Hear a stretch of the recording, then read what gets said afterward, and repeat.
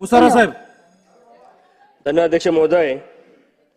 या अर्थसंकल्पाची सुरुवात तुकाराम महाराजांच्या वाणीने झाली होती. मलाही सांगावंसं वाटतं, आता तरी पुढे आजी उपदेश नका करून अशा आयुष्याचा अर्थसंकल्प सकळाच्या पाया माझे दंडवत आपुलाले चित्त शुद्ध करा. इथं ते करावे देवाचे चिंतन करून या मन एकविध तुका म्हणे लाभ होय तो व्यापार करा काय फार फार शिकवावे. या अर्थसंकल्पामध्ये व्यापार कसा करावा हे संत तुकाराम महाराजांनी सांगितलेलं आहे.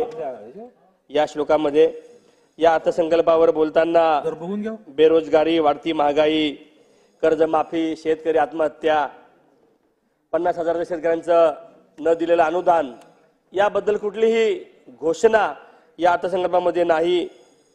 सामाजिक न्याय, आदिवासी विकास, SBC, OBC, VJNT जे मागासवर्ग आहेत याबद्दलचा कुठलाही ठोस निर्णय अथवा घोषणा या अर्थसंकल्पामध्ये नाही.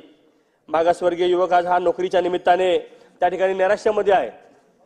तो वेगळा विचार करण्याच्या मार्गावर आहे आणि त्याला सुद्धा या अर्थसंकल्पामधून काही वेगळं असं विशेष या ठिकाणी अपेक्षा जी होती ती त्या ठिकाणी पूर्ण होताना अध्यक्ष महोदय त्या ठिकाणी दिसत नाही.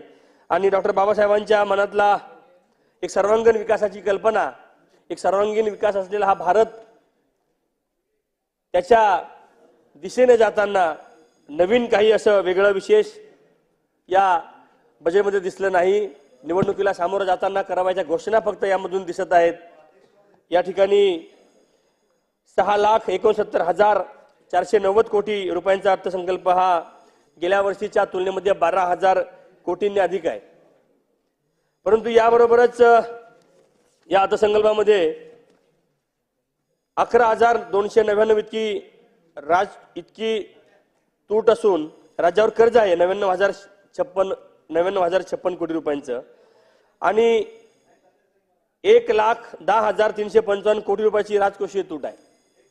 हे आकडे थोडा आपल्याला त्या ठिकाणी विचार करायला लावणारे आहेत की एकीकडे कर्जाचा बोजा वाढत असताना आपण कर्जावर कर्ज घेऊन त्या ठिकाणी राज्याच्या विकासाच्या त्या ठिकाणी गोष्टी करत आहोत. परंतु मला वाटतं यातून राज्यकर्त्यांनी काहीतरी वेगळं करणं अपेक्षित होतं. परंतु निवडणुकीला आपण समोर जात आहोत आणि त्यामुळं त्यातून या जनतेतील जो काही रोष आहे तो कमी करण्यासाठी या अर्थसंकल्पाला ही वेगळी किनार त्या ठिकाणी लाभलेली आहे. आपलं राज्य मागील काळामध्ये जलसंपदा विभागामध्ये आपल्याला 30,000 कोटी दिले होते, त्यातले फक्त 61% खर्च झालाय. ग्रामविकास विभागामध्ये 35,000 कोटीचा खर्च फक्त 71% झालाय.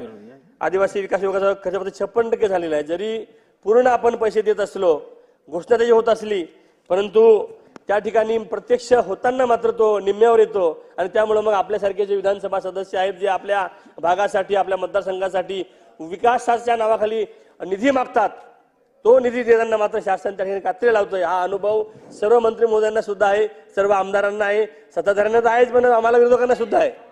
आणि त्यामुळं ओके तुमचं 50% एकदम ओके आहे तो काय त्याबद्दल मला काही बोलायचं नाही, परंतु ही सर्वांची त्या ठिकाणी खंत आहे. आणि म्हणून तुम्ही सांगितले 50%, आम्ही काय म्हटलं नाही. माननीय सदस्यांनी खाली बसून बोलू नये. बोला मुसारा साहेब आपण. त्यामुळं या ठिकाणी या निमित्ताने एक अंजन घालण्याचा प्रयत्न माझा त्या ठिकाणी शासनाच्या या सर्व कारभाराबाबत आहे. राज्य बिजक सोहळ्याच्या धर्तीवर आपला जागतिक आदिवासी दिन 9 ऑगस्टला असतो, त्या दिवशी क्रांती दिन पण असतो, तो सुद्धा मोठ्या उत्साहात साजरा करावा अशी विनंती या निमित्ताने मी दादांना त्या ठिकाणी करतो. आंबेडकर जयंती 14 एप्रिल आणि आदिवासी दिन 9 ऑगस्ट या दोन्ही दिवशी जसं राज्याभिषेकाला आपण तरतूद केली तशी तरतूद या ठिकाणी बाबासाहेब आंबेडकर जयंतीला आणि आदिवासी दिनाला करावी व त्याची सुट्टी द्यावी 9 ऑगस्टला, ही विनंती या निमित्ताने करतो. आणि अनेक गोष्टी त्या ठिकाणी सांगता येतील, परंतु आपलं राज्य या सगळ्यांमध्ये पाठीमागं राहिलेलं आहे.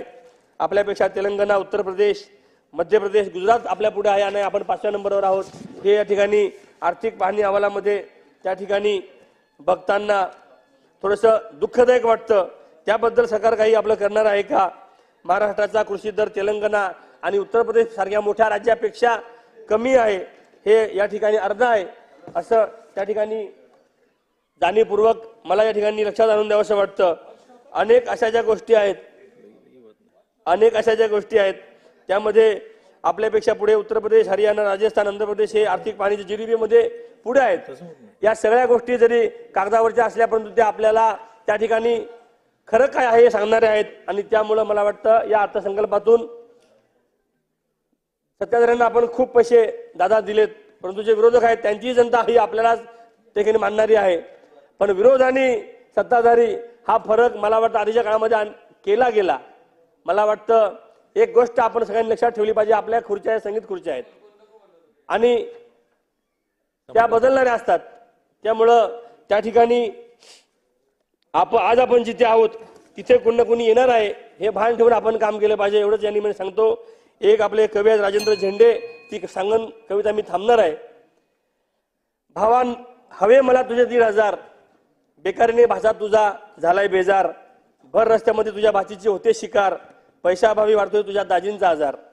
भावा द्यायचं तर मानासाठी वागणं, भाच्यासाठी फक्त नोकरीचं मागणं, भाचीला कोणी करू नये बाजारी नग्न, मोफत औषध दे, कर्जमाफी दे, सुकर होईल आमचं जगणं. ही मागणी राज्य सरकारकडे एक आपला बहीण आपली सांगते आहे. भावा बघ जमतं का एवढंच हवं मला, जमलं तर शिक्षण आणि शेतीची अवजारं मोफत दे मला. दादापणाचा लय मान मिळाला आहे तुला, जास्त काही नको दादा, एवढंच मागणं आहे तुझ्या बहिणीला.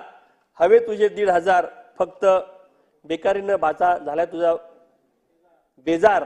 या ठिकाणी बेरोजगारी, शेतकरी आत्महत्या आणि या सगळ्यांवर त्या ठिकाणी प्रकाश टाकण्याचा प्रयत्न या कवीने केला आहे. माझी विनंती आहे सरकारला की या सगळ्या गोष्टींवर पुन्हा एकदा आपण गांभीर्याने बघावं आणि या जनतेला जे हवं आहे ते द्यावं. लेख लाडकी योजना ही चांगली आहे, परंतु ती 1500 ऐवजी जर 5000ची दिली असती तर अजून आनंद वाटला असता. दादांना माहिती आहे आपण देणारे आहोत. लोकांना काय अपेक्षित आहे ते आपण द्यायला पाहिजे. 1500 दिलेत तर आपण अजून त्यात वाढ करू शकता, अजूनही वेळ केलेली नाही. आपण आदेश 12 तारखेपर्यंत आहे. त्यामुळं आपण जे केलं नाही ते दुसरे करण्यापेक्षा आपण केलं पाहिजे हे एवढंच यांनी आपल्याला सांगतो आणि थांबतो. धन्यवाद. जय महाराष्ट्र.